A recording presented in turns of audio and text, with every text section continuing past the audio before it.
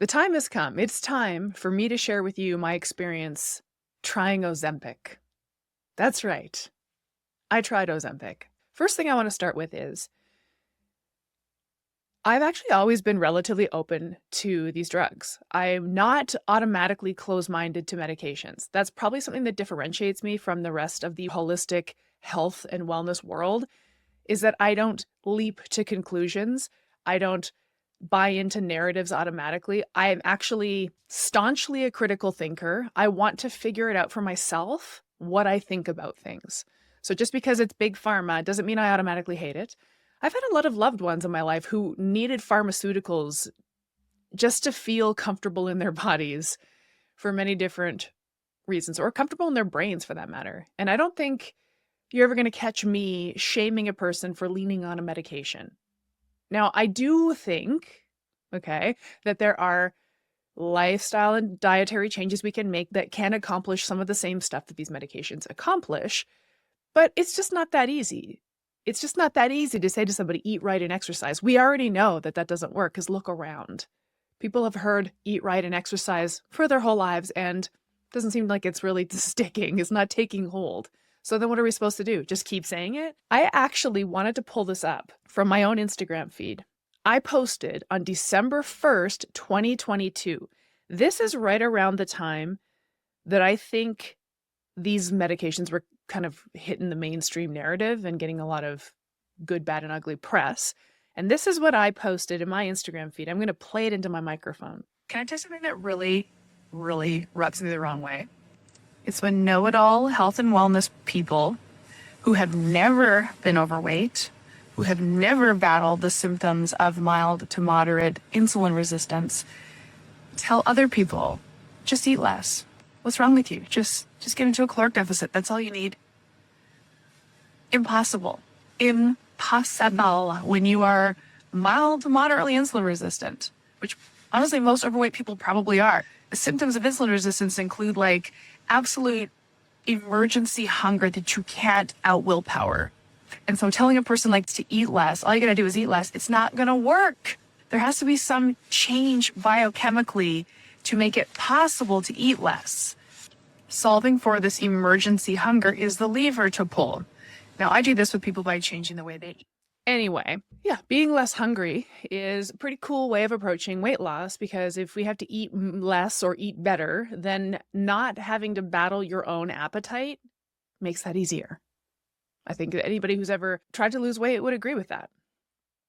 So anyway, the point is in 2022, I was like, hey, cool your jets on just like medication shaming people. Let's see how this unpacks. And I, during that era, I was very repetitive with that message, because at the time we didn't know anything. All we knew, the holistic health and wellness world, the people getting their health information from Instagram, all we knew was a new medication came out, a new weight loss medication. And we immediately clocked that into the bad column. We're like, oh, this is always going to be definitely bad for sure. And there have been some very bad weight loss medications, let's not kid ourselves.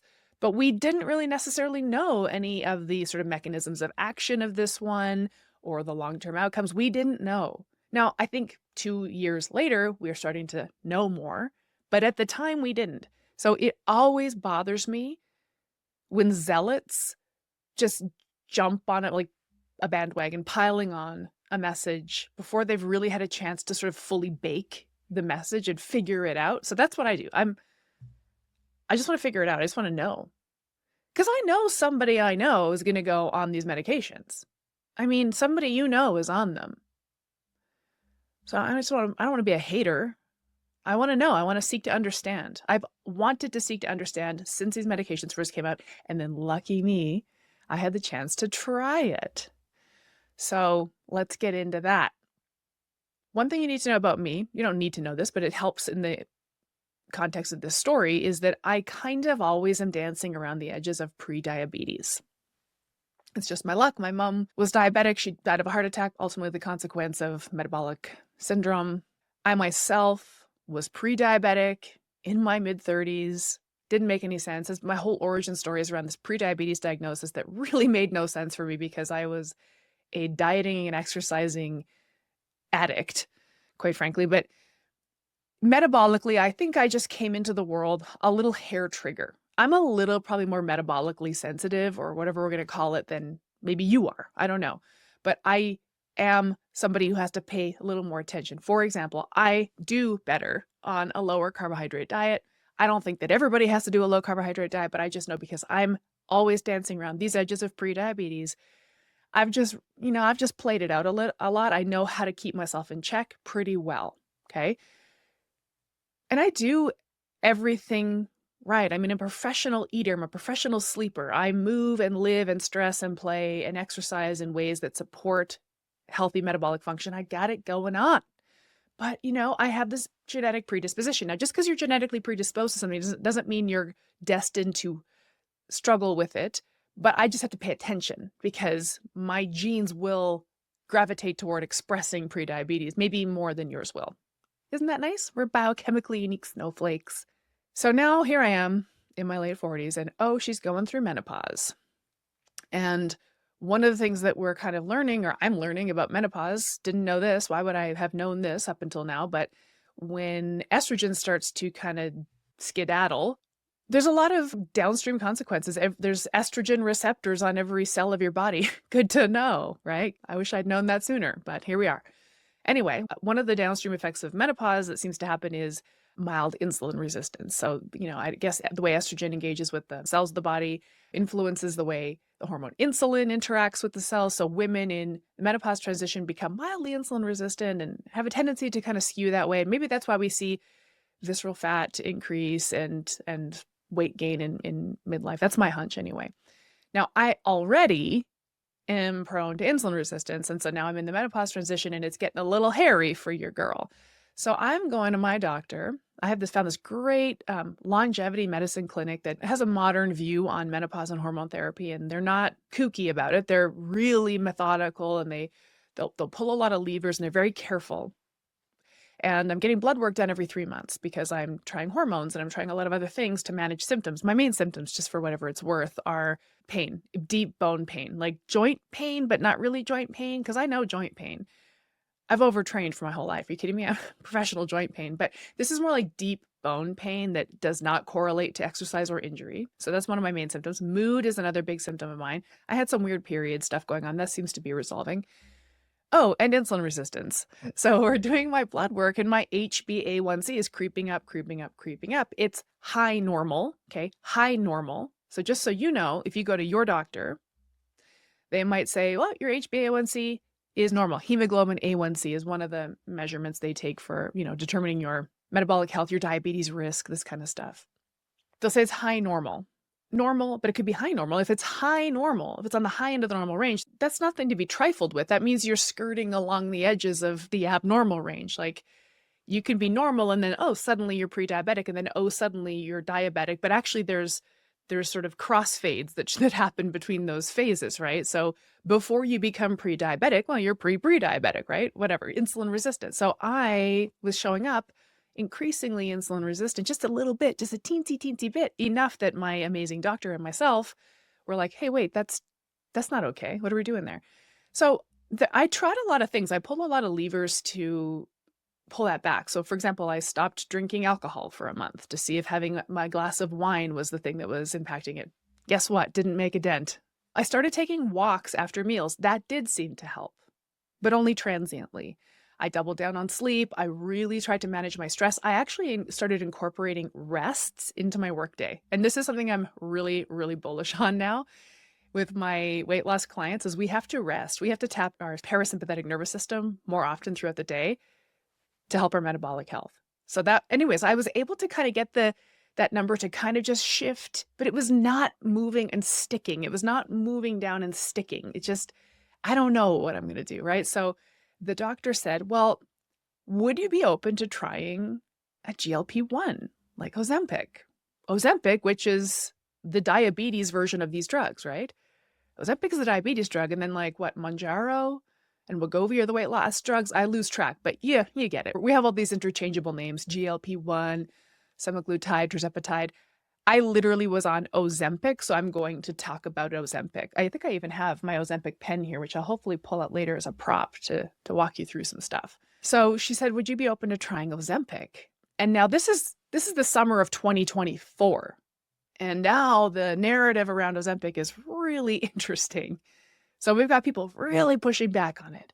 Like, it's cheating, it's lying, it's evil. Then we've got people who are very pro it, like people who obviously have skin in the game and are promoting it for many reasons. I don't want to make any assumptions. And then we have people sort of in this sort of middle zone who are talking about like microdosing it and how maybe there is a way to be kind of like nuanced and therapeutic with it. So there's a lot of conversation happening around Ozempic, and it's getting interesting. It's getting a little interesting. So my doctor said, would you be open to trying it? I just got one of those delicious grins and I said, yes, I want to try it. Now, in my head, I don't trifle with meds, you guys. Like, I don't even take medications. I have not taken a medication up until my menopause transition. And by the way, now I do take medications. So yay, thank you, pharma.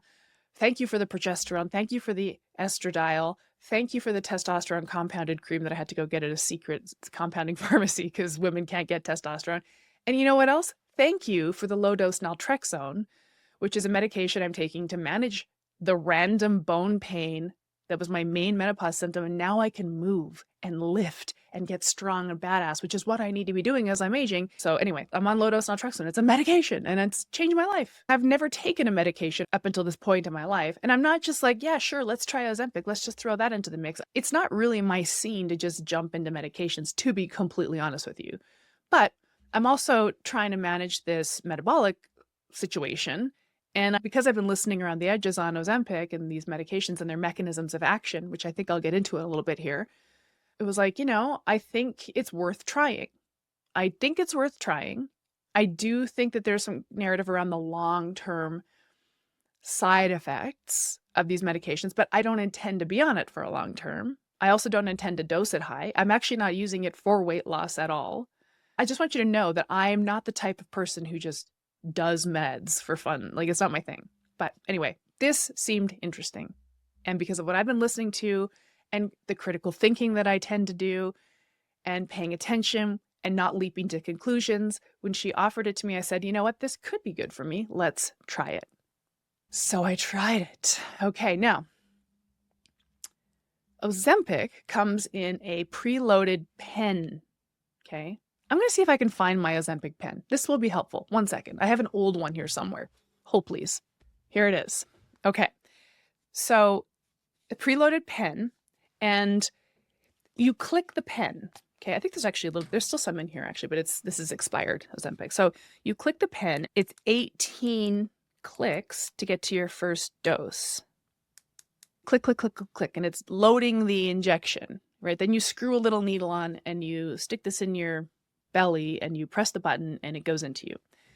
My doctor said 18 clicks of the Ozempic pen is a 0.25 milligram dose. 0.25 milligrams. So let's just pause for a sec. The way Ozempic is typically dosed, if you're using it for diabetes management and or weight loss, is you start at 0.25 and then that does what it does. And when it stops working, you stop feeling the effects of it, then you ramp it up to 0.5.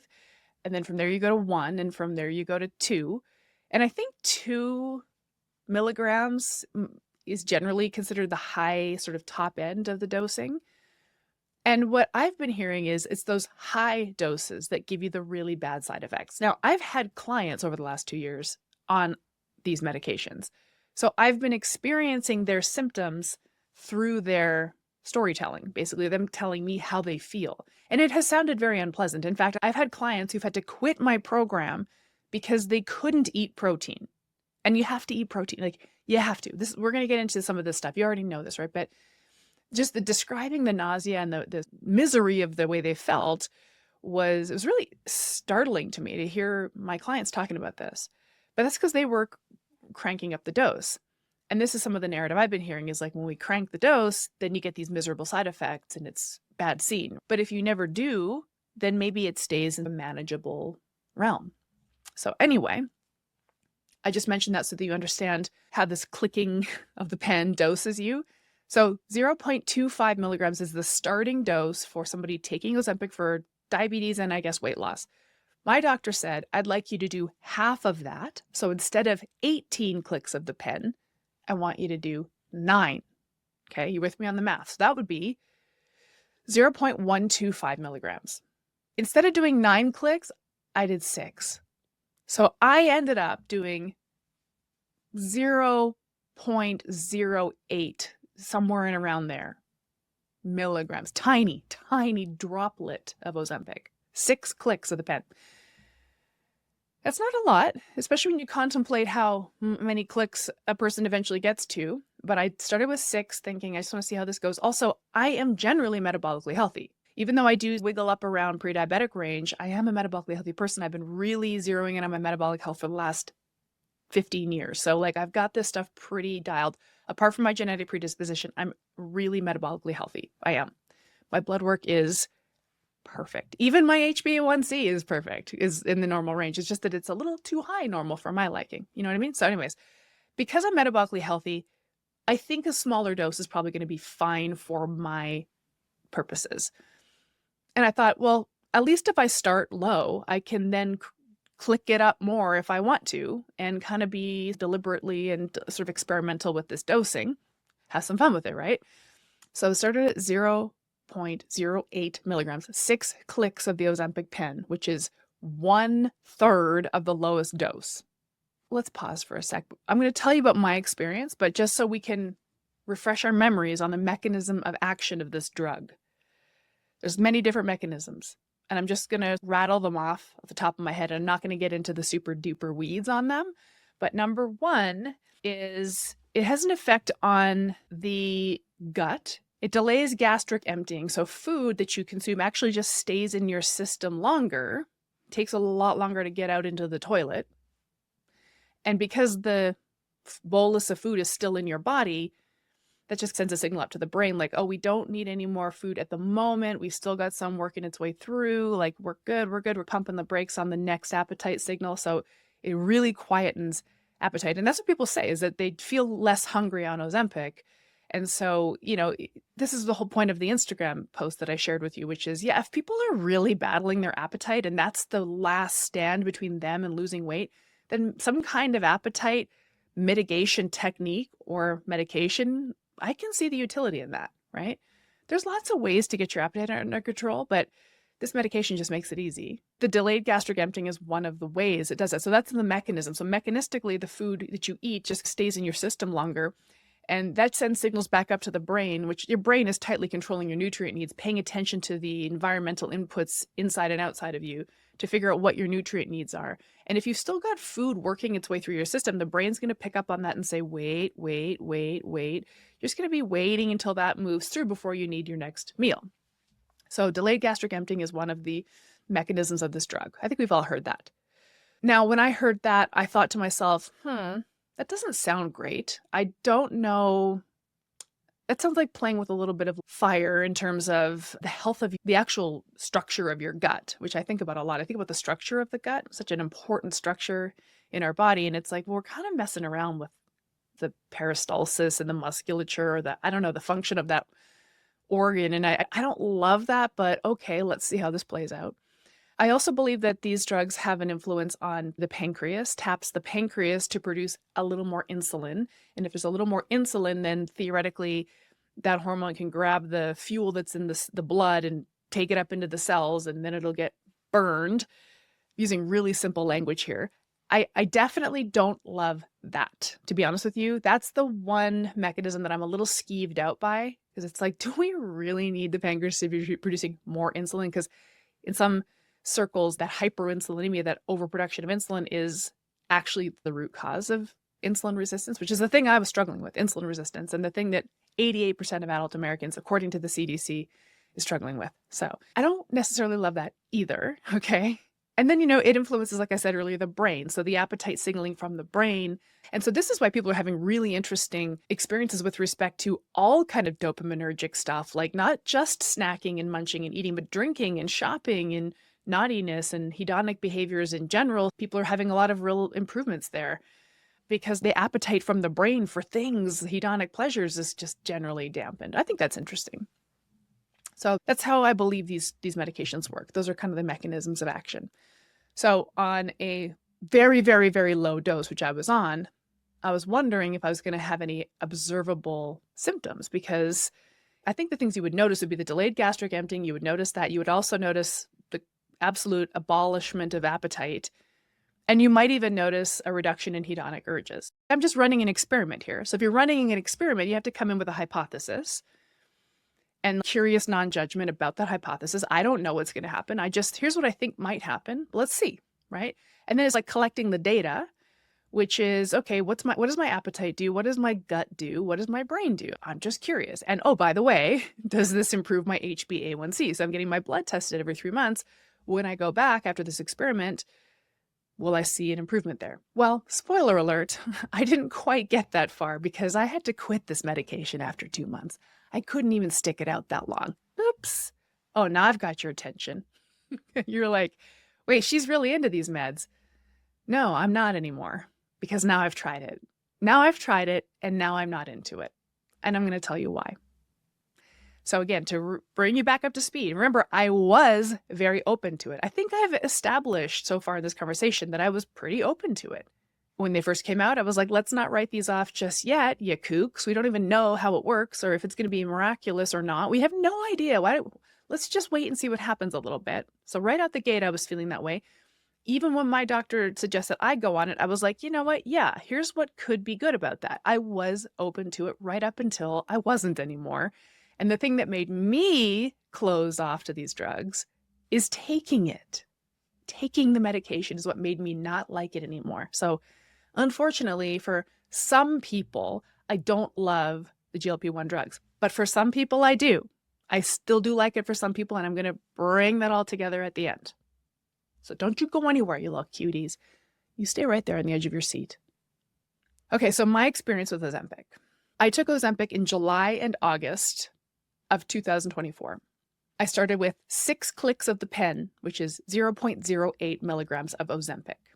The effects kicked in almost instantly. From that, I mean, I did not want to eat anything healthy.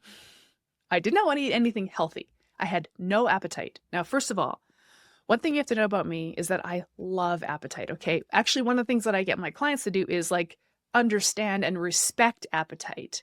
My clients are women who have been battling their appetites for decades of life. So it's like, we got to stop doing that. We need to respect and understand that a healthy appetite is a sign of a healthy metabolism. So I actually love my appetite. I love feeling hungry. And then I actually love satiating hunger all the way to complete satiety with beautiful, beautiful meals of food. So I'm not a big snacker. I think snacking is problematic for many reasons. And this is something that I really teach to my clients. Like, snacking is problematic for a couple reasons. Number one, your snack foods add up calorically with no appreciable dent in satiety. So you can snack and snack and snack and snack and never be satiated. And then you've just accumulated 500, 600, 700 extra calories. And then you're wondering why you're gaining weight.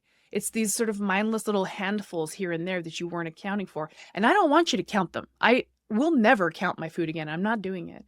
Instead, we answer hunger, we go to satiety at meal times, and then we just don't snack because we're not hungry. We've answered hunger. It's done. We're good until our next meal. The other reason I don't like snacking is because I actually don't like grazing as a feeding paradigm for a human. We're a feasting animal. Our biology is wired for feasting. Our metabolic biochemistry is expecting feasts and then fasts. Feasts and fasts. Have a meal and then don't eat for a while. And then have a meal and then don't eat for a while. Grazing, I think, sends a really bizarro metabolic signal into the body. So anyway, I love eating ridiculously robust meals. And I have 1 to 2 meals a day. That's where I'm at. But these are huge meals. They're so beautiful. They're so nutrient dense. Definitely protein forward because you got to eat your protein. But I'm not counting any of it. I refuse. I don't really give a shit how many grams of protein you're eating. Just eat more, have enough.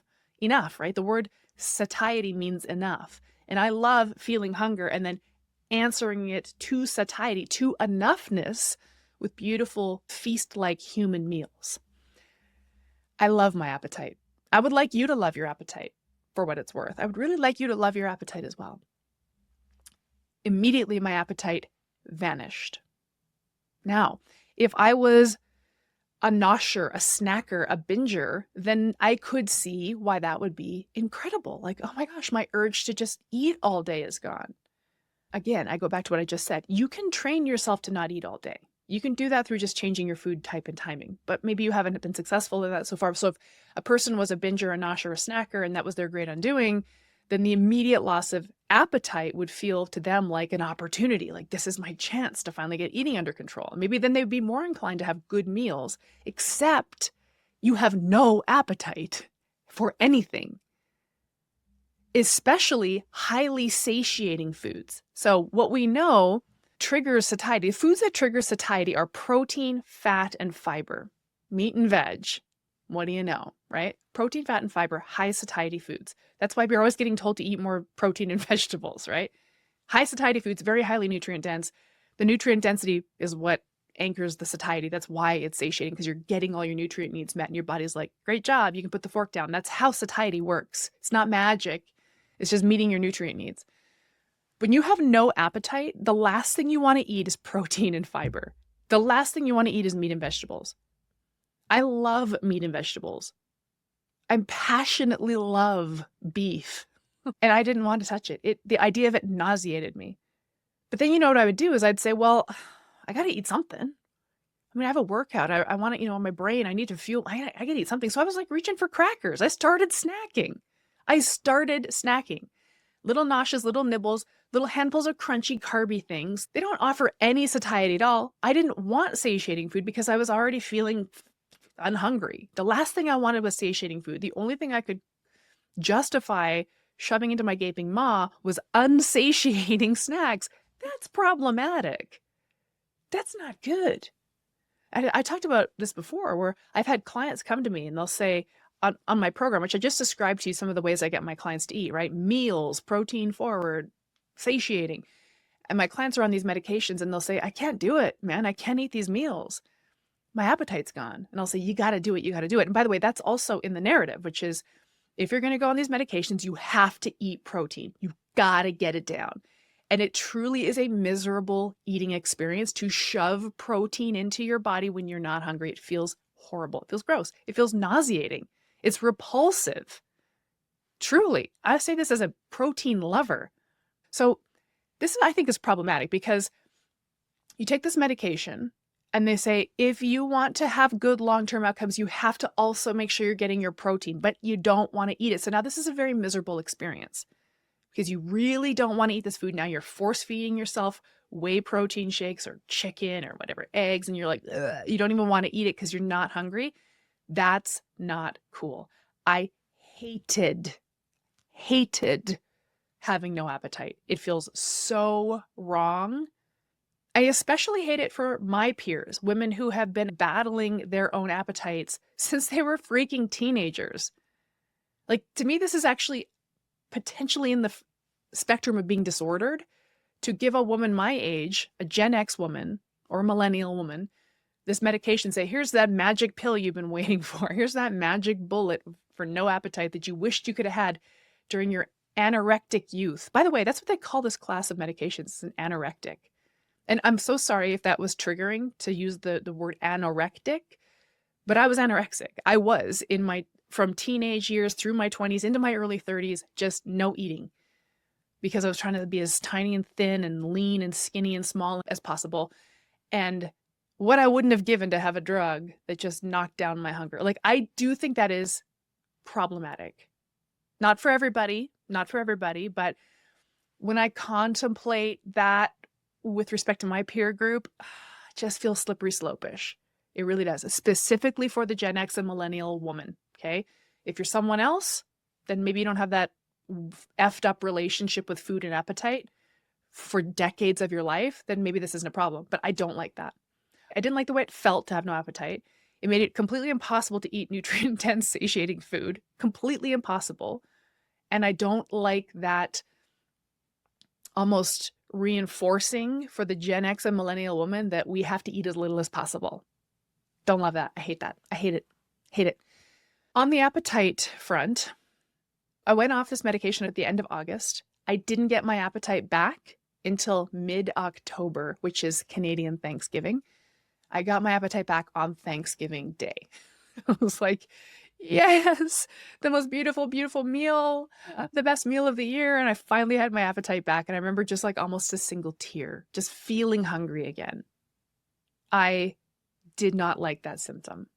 Okay, the other symptom I had that I didn't like, now this is going to get a little gross. Okay, we're getting into some poop talk here. Now, I'm a nutritionist, so I talk about poop all the time. You got to talk about poop because, you know, what you eat comes in your mouth and it goes out into the toilet, and that's everything that happens in between is nutrition. So, you know, we got to talk about it. If you don't like it, then I don't know, just press the button to skip ahead. I'll wave my hands around. I'll make a noise of some kind when it's time to come back. I don't know. Or we could just suck it up and talk about poop. I mean, we're adults. Okay, so delayed gastric emptying. That's one of the mechanisms of this medication. So the food slowly moves through your digestive tract, slowly moves through, sits in your colon for a while, and that sends a signal back up to the brain like, we don't have to eat yet. We're still working on the last meal. That's one of the ways it mitigates appetite. That feels absolutely disgusting. To be literally full of poop for days. Now, I think we all know on some level that like pooping should be a regular thing, right? Also, it feels great when that's all working. Like it objectively feels great when that's working, and it feels terrible when it's not. Like if you've ever gotten sick or gone traveling and you've had a bout of constipation and it just feels miserable and it's like the worst feeling. And then when you finally get over that, it's like the best feeling. Like, we get it, right? I don't need to paint this picture quite that in great detail for you. You get it. Now imagine if that all slowed down and you didn't have the satisfaction of feeling the sort of completion for days. And I've got a good, healthy bowel, good, healthy bathroom stuff, but I was going every 3 days, once every 3 days. And it was so random. Sometimes I was woken up in the middle of the night, like, it's go time, up and at 'em. Like, completely irregular to the point of being disruptive. And it's hard not to feel kind of toxic when your waste products are just marinating inside your gut. All the stuff that's supposed to be evacuating, getting out, is just sitting there. And I can't help but think, like, am I reabsorbing some stuff that I should have been pooping out? Is that happening? Because I just felt ill. I felt green. I felt full and bloated. If you're on a weight loss journey and you're just feeling full and bloated, it's not a good feeling. It's incongruent, right? Oh, maybe I'm losing weight. Maybe I'm losing fat, but I feel disgusting. I feel full and bloated. Anyway, that was absolutely terrible, disgusting feeling. And by the way, remember, I'm not even eating proper meals. I'm having nibbles of little crackers and crunchy things and snacky poos.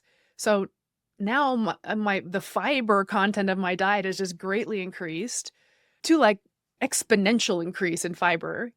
And my gut is now moving slower. And this is all just backed up. I'm not even eating food that's going to help me poop. Like, I'm just eating food that's going to encourage constipation. It's just like crunchy little snacks. All very problematic. Feels disgusting. So I felt disgusting. I felt disgusting because I was eating junk food because I couldn't stomach healthy food. Sometimes I'm being waken up in the middle of the night by my bowels, so I'm not getting good sleep. Plus, you just feel full and toxic and sluggish and bloated. It felt disgusting. I had to quit. I couldn't justify feeling that way for maybe moving my HbA1c like 0.2, 0.1. I was like, there's other ways I can do this. So I quit. A couple things I wanted to just bring up because I think it's important. Just as I'm riffing on this, it wasn't expensive. It wasn't expensive. In Canada, this one Ozempic pen was $250. Now, if you were dosing it high, you'd probably go through a pen a month. I went through one pen. I bought one pen and it lasted me 2 months. If you're low dosing it, it's not expensive. 250 Canadian dollars. I know it costs more in the US because the US does that with pharmaceuticals. I didn't have any insurance coverage for this. I paid cash. So that was $250 cash out of my pocket. If it had worked, I might have contemplated that to be a good deal. But it didn't really work because I hated the way it felt, so I went off of it. When I got my blood tested, my HbA1c had gone down 0.1, but who knows? My HbA1c is very transient like that anyway. Up a point, down a point, up a point, down. It's like, I can't necessarily attribute that 0.1 drop to the Ozempic. Who knows? But at the end of the day, that's not worth it for me. That was not worth it for me. I also want to suggest that I didn't lose weight, but I also wasn't trying to lose weight. if I'd had a weight loss goal, if I was using it for weight loss, and if I had lost weight, I can't say for sure that I'd still feel this way about it. I can see why somebody might say, I feel disgusting, but I lost 5 pounds, so that's worth it, right? I felt disgusting. My HbA1c went down 0.1 points. I don't think that's worth it. Hard to say. I can definitely see why somebody might think it's worth it to feel that disgusting just to finally lose weight. I can see that. But I didn't lose any weight and I wasn't trying to. And also, for whatever it's worth, I could lose weight. I'm not a super duper lean person. I'm a normally lean person. So I do have extra body fat that maybe I could get rid of if I cared, but I don't. And I want to talk about that a little bit too, because I think there are some thin women who are using it to get thinner. And that's crazy to me. That's actually fucking crazy to me. Sorry for swearing. So that was my experience. Didn't like it. Lost my appetite. Could not eat healthy food. I hate that for myself. I hate that for you also, by the way. Took me a month and a half to get my appetite back, and I didn't get any appreciable results. The end. So I'm off. I'm off Ozempic, and I don't love it anymore for some people, but for some people, I kind of still think it's okay. So that's my story. Okay, and then I want to just kind of bring in 2 case studies. Because I'm a critical thinker and a rational, logical person, I'm not going to say, here's my story because it happened to me, it's going to happen to you. And you're not going to hear me on my soapbox screaming into a megaphone, Ozempic is bad for everyone, because I don't think it is bad for everyone. It's not good for me. It might not be good for you, but it might be. So these 2 case studies. Number 1, Christina Aguilera. Now, allegedly, I don't know, but she is so skinny all of a sudden. So skinny, like, wow, tiny. Now, we all know she was tiny. She was tiny when she was 20, weren't we all? She's a tiny little person. She's definitely a thin, tiny person. But, she had gained some weight. She had gone through some curvy phases. Parenthetically, whenever she was in a curvy phase, she told everybody she loved her curves. And now she doesn't have them anymore. I don't know if she loved them that much. But she's so thin now. The rumor is that it was Ozempic or one of these medications. To be a thin woman using this medication to become thinner for aesthetic purposes, I cannot imagine feeling as disgusting as she would have to feel to just be thin. Because to get that kind of weight loss, you'd have to be cranking up the dose, cranking it up more and more and more. You'd have no appetite. You'd never be pooping. You'd be feeling that toxic sludge constantly, I think, based on my experience, just to be thin, just to be as thin as possible. And I don't love that. I really don't love that. I can't imagine why any woman would think it's worthwhile to feel that way just to be thin. No, I do get it. I had a podcast episode a few weeks ago unpacking why women fear being fat, gaining weight. That fear is real. There's a major cultural influence. Also, she's in the public eye and what have you. But I just can't even imagine people like her, other celebrities that are using it to be very, very, very thin, to get that thin and stay on these medications to remain thin. I don't like that. I can't imagine. I just think that's really wrong. So this is where I work with women who have been battling their bodies, trying to be very thin for their whole lives, and will do anything. We'll do freaking 4 hours of cardio a day. We'll starve ourselves. We'll eat cabbage soup. We'll inject a medication at a high dose into our belly, even if it makes us feel like hot garbage. Honestly, I do think that women in my peer group will do anything to be thin, just like Christina Aguilera maybe did. And I don't love that. I got to be really honest with you. I'm really worried about that. The other case study is somebody that I know in real life who has battled their weight for their whole life, on the high end of obesity, not active, not eating well, not taking good care of themselves. Obviously, everybody already knows we need to eat right and exercise. We need to take better care of ourselves. We all know to do that, but some people just can't, won't, haven't. I think it's easy for somebody who's fit and healthy to say, just take a walk, just eat more protein. It's not that easy to execute for some people, and that's just true. And that's not because they're lazy or defective. They just haven't done it.